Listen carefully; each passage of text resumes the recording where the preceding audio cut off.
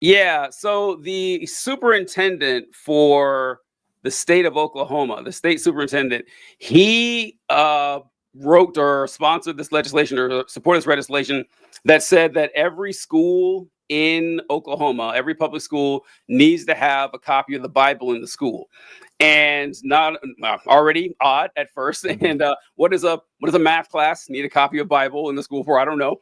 And he also, when the bill came out, it said that these Bibles needed to include the Old and New Testament, as well as the Constitution, as well as the Bill of Rights and the Declaration of Independence. There's exactly one Bible that fits that description, and that's the Trump Bible that came out. And so, yeah, that's the folks we're dealing with right now. It's going to be I've said this before, TJ, but it is insane to me that people will sit there and say that they're for the First Amendment, right, freedom of speech, and just be like, nah, I'm cool with that. Yeah. Because one thing Republicans won't do is attack that shit. Like, nope. On the left, we would fucking eat that kind of shit. I don't know what the equivalency would be. If, I can't imagine. If we required... I don't even know. Like, there isn't one. The fucking Communist Manifesto to be taught in schools. Like, I don't fucking know. But, like, we would attack that. We'd be like, no, I actually don't think that should be mandatory reading in every elementary school. I don't know. Like, I would stand against that. I haven't seen a single Republican politician be like, no, that is wrong. I haven't even seen Elon fucking Musk, who's Mr. Free speech guy, be like, hey, it's really fucking wrong that we are requiring the Bible to be taught as a religious text in schools. It just is kind of insane to me. That's why it's like just so disingenuous. It is. And like this guy, well, I'll play the clip here. This is, I forget, I think his name is Ryan Walters. Watching that name be totally wrong, just way off. I just don't know. That's the name that comes to mind, but let me see. I'm excited to announce today that Oklahoma is the first state to bring the Bible back to the classroom. Today, we purchased over 500 Bibles that will be in the AP government classrooms across the state. Bible just like this. We have the Bible, the Constitution, the Declaration of Independence, the Bill of Rights. These are foundational documents in our nation's history. Our kids have to understand the role the Bible played in influencing American history. It's very clear that the radical left has driven the Bible out of the classroom, which leads to a lack of understanding of American history. We will not stop until we've brought the Bible back to every classroom in the state. All right. So that's his very reasonable, go ahead. That's also very interesting. I just want to point out, they bought 500 Bibles. Yeah. Every classroom in the state. The math ain't math in here, bro. Well, that would make sense because, interestingly enough, Oklahoma ranks 49th in education in this great nation of ours. So maybe math ain't his strong point after all. I'm sure the Bible's going to take care of that for him. Also, it's been a little while since I took AP Gov, but I definitely passed that test, and nowhere in it, in that core curriculum, did it say that the Bible is a foundational text for the U.S. government. That is just absurdly false, and it's insane. It's genuinely insane from the perspective of an educator that you would attach the Bible to an AP Gov class. Completely ahistorical and inaccurate. Yeah, what they'll tell you, because I went to a Christian school, and so we did have like Bible taught in government class and everything, is that one thing they like to say, this comes from a guy named David Barton, who's this right-wing fascist historian, but he likes to say that the book of Deuteronomy is the most quoted text in the Constitution. Nonsense. I don't know. He just made it up out of nowhere. And they like to say that our laws are based on Christian principles.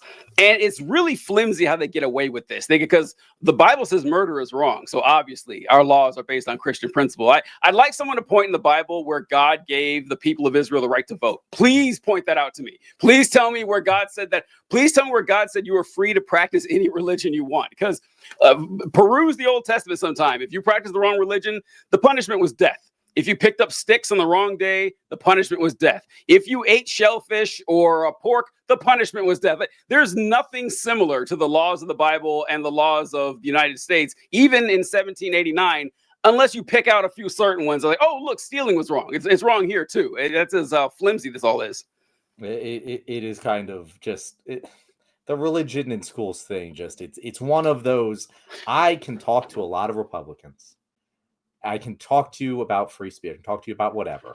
But if you're gonna fucking tell me that the Bible needs to be in schools, I don't think you're arguing good faith. There's just no reasoning for that at all that could ever be acceptable. I feel like a secular country is just a baseline thing we need to all agree on. And anyone who says otherwise is so disingenuous, because the only way that makes sense is if you discriminate against people based on their religion. By default, that is what it is doing. Because I hate to break it to you, there are people who aren't Christians in fucking Oklahoma. So why aren't there fucking religious texts in there too? And what about the atheists, who are most of them? Especially the children. All of the children are atheists. Yeah. They're fucking children. They don't have the capacity to believe in God. Like it's insanity.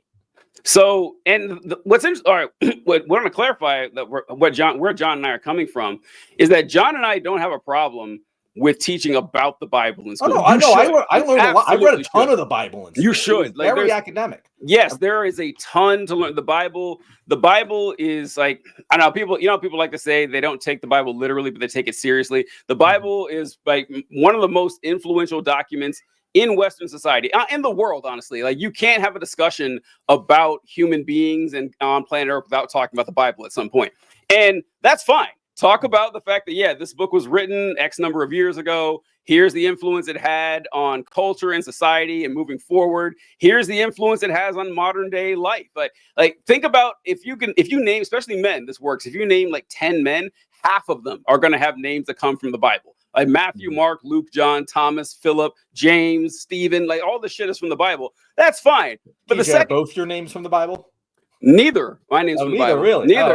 Okay. Tony Jr. Tony Lee. Yeah, neither is from the Bible. What's your middle name? Andrew. Oh, both your names are from the Bible. Look at that. Both of them. Yeah. So, the Bible is incredibly influential that way. But once you start saying that, okay, not only does this book have historical significance, that it has not as much as they pretend it does when they say that it actually crafted our government. Once you start saying, and this is real, and you need to follow it, and our nation will collapse if we don't rally around this as a symbol, that's when you run into a problem. Because like John said, this can only go one of two ways. And with this religious freedom thing, if your religious freedom to you means we can teach the Bible in school, fine. That means you have to teach every religion in school as equally valid. You have to do it. And like the Church of Satan does this a lot. Whenever people try to put like Christian iconography in public schools, they're like, well, you have to do Satanist iconography too. Here's our statue of Baphomet, put it in front of the school to show how absurd it is. That's one way you could do it. Or the school is secular. Those are the only two ways you can get around this without actually discriminating against people. And one's a hell of a lot more practical than the other. Yeah. And Ben says that Ben is from the Bible too. That is true. So is Rachel. So there you go. The Free Will and Nomad says, hello, everyone. I haven't seen the Free Will and Nomad before, so welcome to our show. This is our Q&A show where we try and answer questions, but mostly get sidetracked.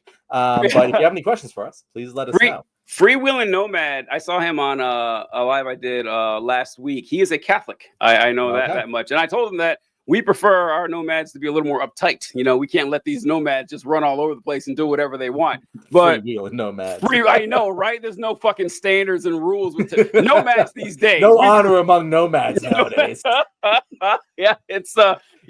It is interesting looking at the Bible names because it's shocking how many of them come from Elizabeth's another name comes from the Bible. Mary, Martha, Joshua. Like Jesus' name, for those of you who don't know, Jesus' name in Aramaic would have been pronounced Yeshua. That's what his friends and family would have called him. Jesus is the Greek version of the name Yeshua, but the English version of Yeshua is Joshua. So like about a couple billion people around the world worship a guy named Josh Christ. That's what's going on right now, and I find that to be pretty funny.